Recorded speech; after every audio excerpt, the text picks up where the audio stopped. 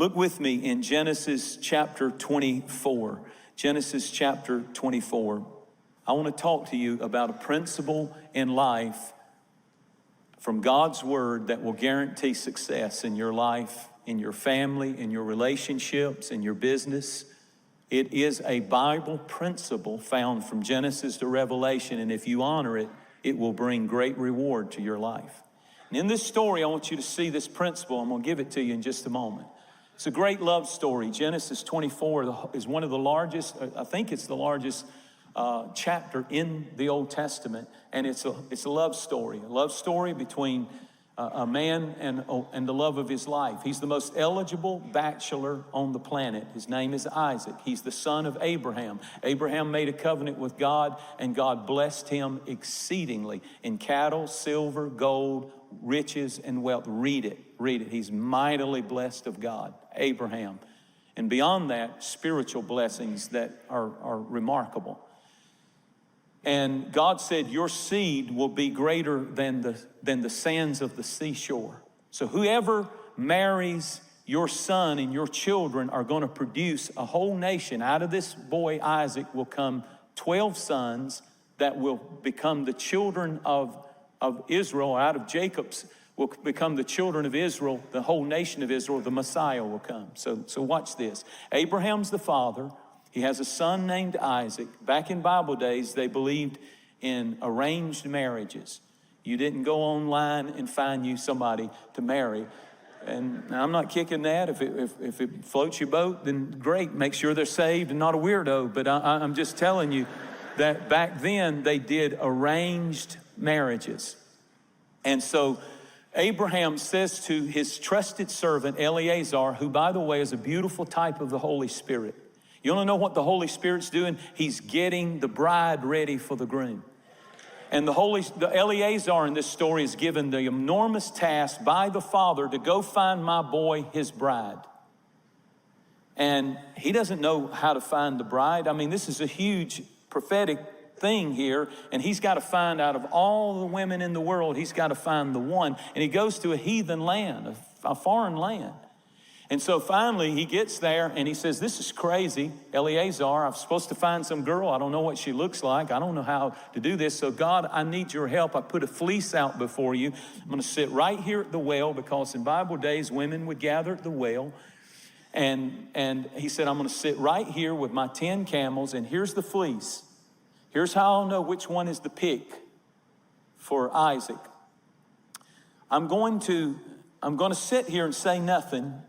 And the girl who comes and offers me water is courteous enough, kind enough to offer me a stranger water. And here's the kicker, and waters the camels also. That'll be the one that I'll know is worthy to be the wife of Isaac, the son of Abraham. So what's he looking for? He's looking for someone who is going to offer him water and his mangy, stinky, ugly camels, 10 of them, and they can hold 40 gallons of water each. And all of them on the dashboard has the red light dashing, because they just come out of the desert and they had nothing to drink for 500 miles. They're on empty. And here this girl is, and in a culture of the Middle East, there's something known as the law of hospitality, which says this: if a stranger comes, you are to offer them. It's custom. This is what ordinary people do. You offer them some water. That's the normal. But she does something strange. He's sitting there. She does not know that he works for the richest man in the world. She does not know that he is looking for a bride for basically Prince Charming. This guy's got it all. I mean, he is super wealthy. He's single. Come on, girls. He's good looking. He loves God. He's in covenant with God. He's got a blessing, a favor on his life. And he's just looking for a woman. She doesn't know who this guy is. And she walks up and says, sir, and by the way, the Bible said she was beautiful. Rachel was beautiful. And she walks up and she says, sir, can I offer you water? And he's just sitting there watching. And then she says, and by the way, while you sit there and refresh yourself, I'm going to water all 10 of your camels, 40 gallons of water per camel, 400 gallons. They didn't have a water hose, folks. She had to take the bucket. She had to do it the old-fashioned way. She's breaking fingernails. She's getting runs in her pantyhose. Her hairdo is falling apart. Her mascara's running by the fifth. Can you imagine by the fifth camel that's needing 40 gallons of water? Her stuff's falling all to pieces. She doesn't look so nice anymore. But this is a lifestyle. This is who she is. She's not just do what average people do. She does what's expected. Here it is, and then some.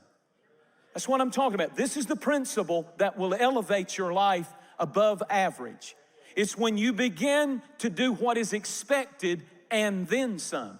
It was expected to give him water. It was totally unexpected for someone of unusual character, kindness, and Christian love to go far beyond and water every camel until they wouldn't drink anymore. That is someone who's doing what is expected and then some. She voluntarily, of her own free will, without knowing that there was any reward attached. Here's the weird thing. She didn't know, but the Bible said that he had filled saddlebags on those ugly, ugly camels were filled with saddlebags of gold bracelets, gold earrings. It said rubies and expensive jewels. There she is. She could have said, it's not in my resume, get your own water. I've done what I was supposed to do. I've done what anybody else would do. I'm average, and that's all I do. But she, as a lifestyle, is doing this, not knowing anybody's watching her, and the criteria that God is using to choose this girl is not her hips and her lips, is not her hairdo. It's, look at this girl. She does what is expected and then some. And God says, I choose her to be the bride of Isaac. 3 words distinguish her from everybody else, and then some. I'll show you what God looks for. Not just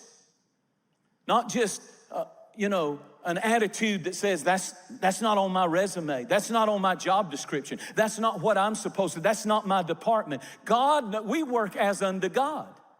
And God looks for people to elevate and bless who do what's expected and then some. He judged her by her work ethic. He judged her by her work standard. And it was a lousy job. It'd be wonderful if she was working in a palace and with Chanel number 5 and everything, but it's manure number 6. It's nasty. It's nasty. And she's got a sorry job, but she's given it everything she's got and then some. And God says, I won't let you stay in that level of what you're doing, because when you touch this principle of and then some, it raises you. You will not stay hidden. You will not stay in the shadows. She's a nobody. She has no idea that a multi is watching her. You don't know who's watching you. 3 words that distinguish highly successful people from average people is and then some. Highly successful people do what is expected and then some. Highly successful marriages have spouses who do what is expected and then some, and the marriage is blessed. Students that do well do what is expected and then some. Athletes who do amazing and make it to the top of their world, they do what is expected. Everybody else does it, but they always, every time, do something that other people won't do. It's an and then some factor. Christians that are outstanding are not Christians who say, I'm going to do as little as I can to get by and make it into heaven. We need some and then some Christians who don't just come to church and do what's supposed to do and I'm done. But it's when you move into the area of sacrifice. It's when you move. What did the fire fall on? What brought the presence of God in the Bible? It's when they sacrifice. And there's something about doing what is expected and then some that God really, really honors. Current workplace philosophy is do the least expected and try to get the most for it. I'm going to do minimum effort and I want maximum reward. Give me insurance, give me this, give me that, give me this, give me that, and I'm going to give you the least I can and hold on to my job. But that's not what God blesses. God blesses people who do something that Jesus called the extra mile. Jesus said if a man compels you to go a mile and carry his bag for him, you are to go the second mile without him asking. You become a second mile person. You become an and then some. I know you hired me to go 1 mile, but I go 2 miles because I'm an and then some person. Jesus said, unless your righteousness exceeds the righteousness of the Pharisees, you'll not enter the kingdom of heaven. What was their Pharisee righteousness like? They would do only what was required. They were legalists. They were clock watchers. They were looking for payday and sundown, and that's it. Is that how you go to your job? Well, it's a sorry job. I'm flipping burgers. I don't like it. I should be owning the place. I'm going to be this. You're not going to be nothing if you don't learn how to succeed where you are. And when you start giving what is required and then some, and a lousy job. That was not a sweet, beautiful, wonderful job. Those animals spitting on her, those animals, that nasty smell of a mangy camel, but she's given it everything she's got. What's happening in this generation? We need a generation of young people who don't sit back and say, you ought to give me this and give me that and give me. You need to get something in you that says, I'm not going to be average in my generation. I'm going to be an and then some person, and I'm going to do everything that they expect and then some. Come on. How many of you want some and then some children?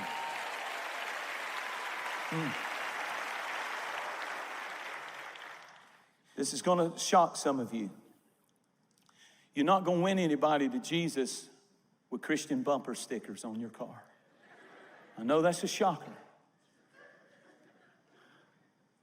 But I'll tell you what will win people to the Lord and give you a platform in their life.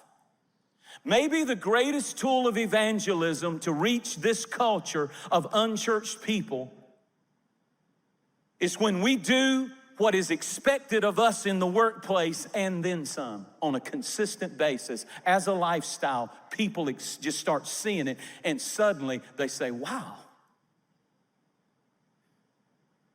After you've done what is expected, you do a little extra. If that happened, if Christians started operating the principle that I'm talking about, you would not be the tail at that job long, you would be the head. It's a matter of time before somebody, and you're not doing it when the boss is watching. She didn't know anybody. This was who she was. She was doing it because it needed to be done. And I know it's not on my job, but look at that box. It needs to be picked up. I need to clean that area up. Somebody spilled something here. And I know that's so-and-so's job. No, I ain't going to do that. But there's something about and then some person. And boy, y'all don't shout me down this morning. I mean, the crowd participation is amazing this morning. Talk about a witness. Jesus is telling us that quoting scriptures on the job and testifying when you're not giving maximum effort is a waste of time. People don't care about your testimony if they see you're a lazy butt.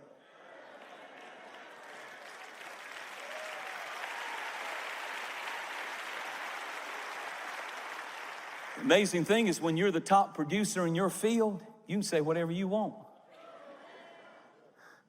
Nobody don't want to hear your secret if you just lost the ball game. If you just lost a big contract, nobody don't want to hear about your testimony.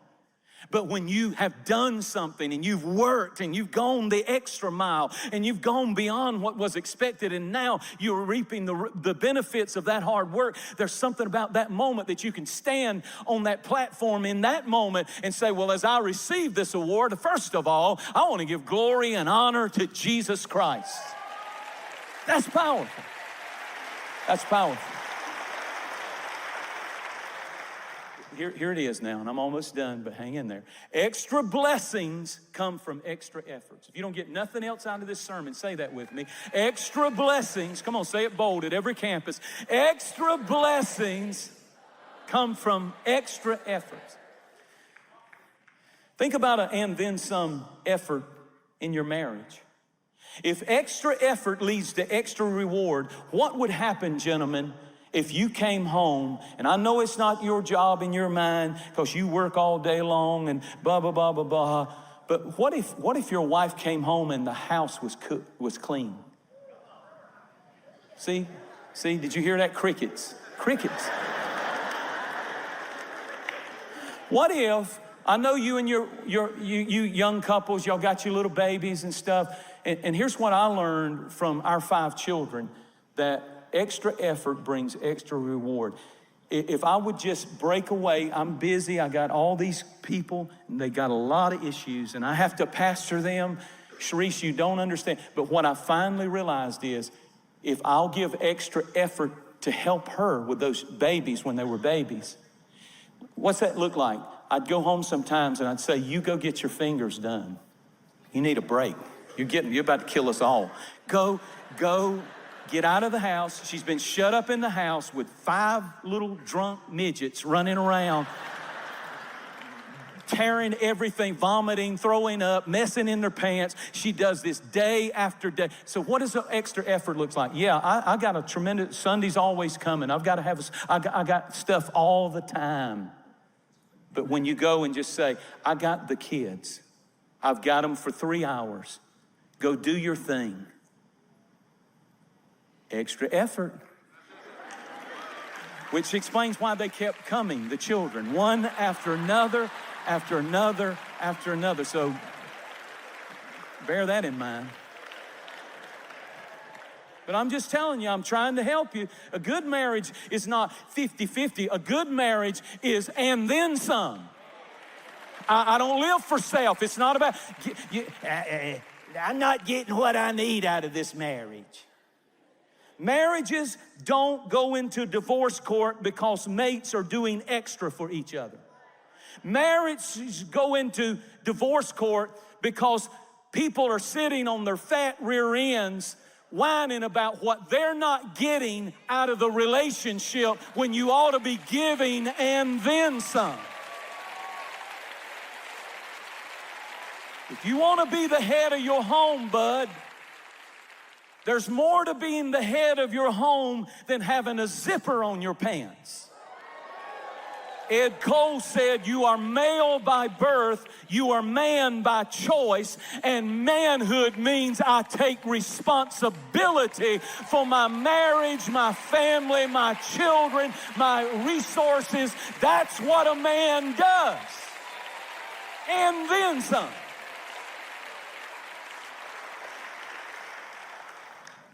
I thought this was cool. The Disneyland CEO, Eisner, was once asked, because the grounds of Disney World are so immaculate, clean. If you've ever been there, it's just, just tens of thousands of people, and you never see trash. You never see it. It's just spotless. And so he was asked one time by a reporter, how many do you have in maintenance to keep this place this pristine? What's the deal? He said, we have 45,000 employed in maintenance. And the guy said, I must have misunderstood you. Did you mean 4,500? He said, no, 45,000. Every employee knows that if there's trash on the floor, if you're the first to see it, pick it up. And that,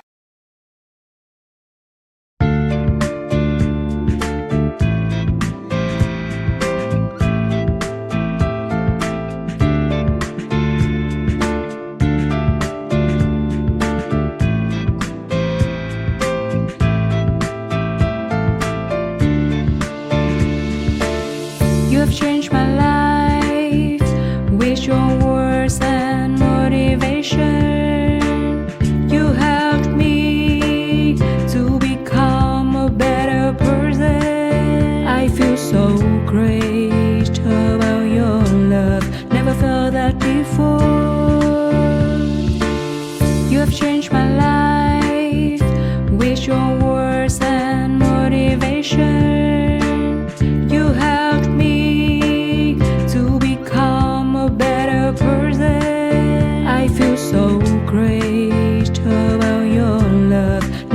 felt that before. You are not only good by heart, but you also have a good soul. I'm lucky to find someone as wonderful as you are. I am so thankful to you for coming in my life and making it so nice.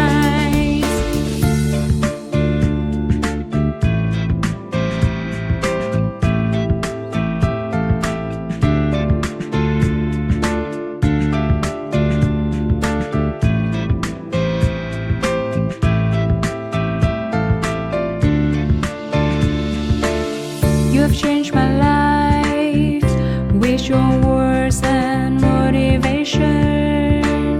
You helped me to become a better person. I feel so great about your love. Never felt that before. You have changed my life with your words and motivation. You helped me to become a better person. I feel so great about your love. Never felt that before. You are not only good by heart, but you also have a good soul. I'm lucky to find someone as wonderful as you are. I am so thankful to you for coming in my life and making it so nice. You are not only good by heart, but you also have a good soul. I'm lucky to find someone as wonderful as you are. I am so thankful to you for coming in my life and making it so nice.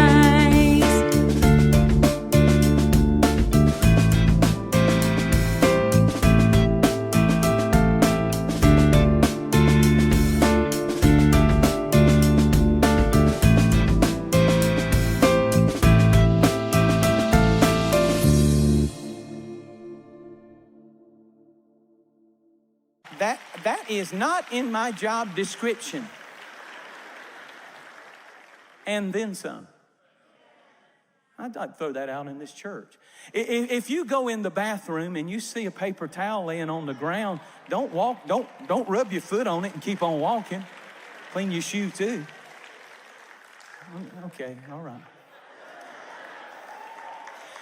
Don't let your children grow up with a just enough attitude. Just enough. They'll never be successful. If you're going to be successful, you've got to realize he's El Shaddai, more than enough. I close with this thought. Listen to this. There are so many galaxies, 60 billion galaxies. Your God is an and then some God. We only need one for man. We're the only thing living that we know of. But God says, I'm an and then some, so I'm going to add another 60 billion. Because that's who I am. I'm not enough. I'm more than enough. I'm saying to you today that here's the point, and I close with this. Don't shoot those camels. Ride them. Don't shoot that job. What you don't know is that ugly situation is the gateway to the greatest reward she will ever receive in her life. Doesn't look like much. Doesn't look like much but if you give everything you've got and then some to an ugly situation, it will not stay ugly. It will actually transport you from where you are. And she gets on those same camels that she's tanked up, like riding an Escalade, to her little rich boy out in the field, little Isaac, got bling bling all over. The Bible said that in those side bags she had bracelets. Can you imagine? And earrings that weighed a half a talent, my Lord. These are massive gold, solid gold. She has hit the jackpot, and then she's got a good-looking guy waiting in the field, and he sees her coming on the camels, the silhouette, and he jumps off of his horse and runs through the field. This is in Genesis 24. You should read the Bible sometime. And he's running through the field, and he's never seen her, and she jumps off the camel, and she's running, and her big old earrings are bling, bling, bling, and her chains are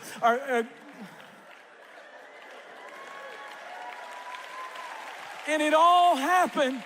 God chose her for this kind of life.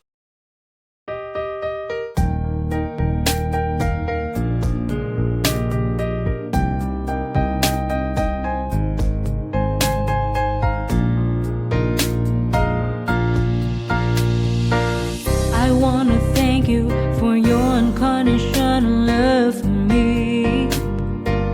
You are the most beautiful thing I have ever had in my life. You are the reason, that's why I am living in this world. I want to thank you for your unconditional love for me. You are the most beautiful thing I have ever had in my life. You are the reason, that's why I am living in this world.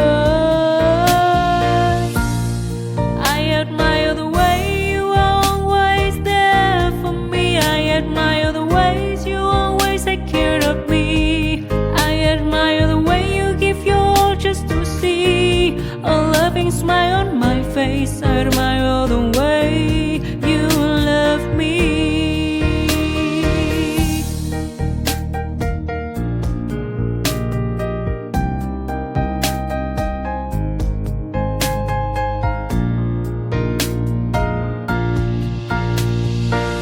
I want to thank you for your unconditional love for me. You are the most beautiful thing I have ever had in my life. You are the reason, that's why I am living in this world. I admire the way you are always there for me. I admire the ways you always take care of me. I admire the way you give your all just to see a loving smile on my face. I admire the way you love me. I admire the way you are always there for me. I admire the ways you always take care of me. I admire the way you give your all just to see a loving smile on my face. I admire the way you love me.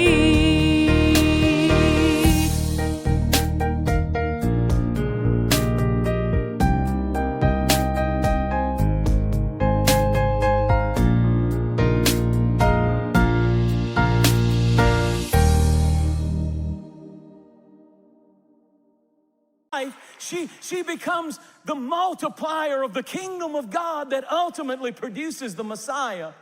I mean, her seed was more than the sands of the seashore. That's a lot of stretch marks. That's a lot of babies. And it all started with, I've got an ugly, low class, low paying, good for nothing job here. But I'm gonna give everything I've got to it and then some. And God says, that's gonna carry you to the greatest reward you could ever imagine, because you weren't doing it unto him. As you do it unto the least of these, you have done it. You work for me, and I will reward your effort.